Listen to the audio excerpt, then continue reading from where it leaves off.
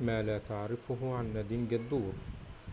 ممثلة سورية مواليد 8 مايو 1990، تخرجت من كلية الآداب والعلوم الإنسانية قسم التاريخ. أول أدوارها التلفزيونية كان في العام 2007 حينما شاركت بمسلسل كوم الحجر بإدارة المخرج رضوان شاهين. مع أنها خريجة كلية الآداب والعلوم قسم التاريخ، إلا أنها ترى التمثيل هو حلمها الذي بدأت تحقيقه منذ عام 2007.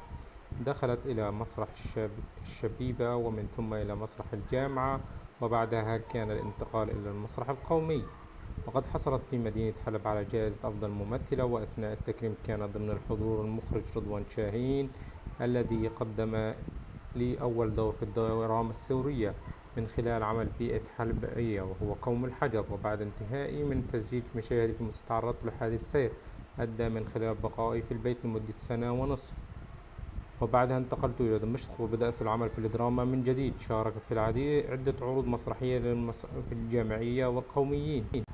من أبرز أعمالها ضيف على غفلة، حارس القدس، أيام الدراسة الجزء الثاني، صرخة روح الجزء الأول، إمام الفقهاء. أما بالنسبة للفيلموغرافية ذهب أيلول، ضيف على غفلة، مشاعر، باب الحارة الجزء ال 12.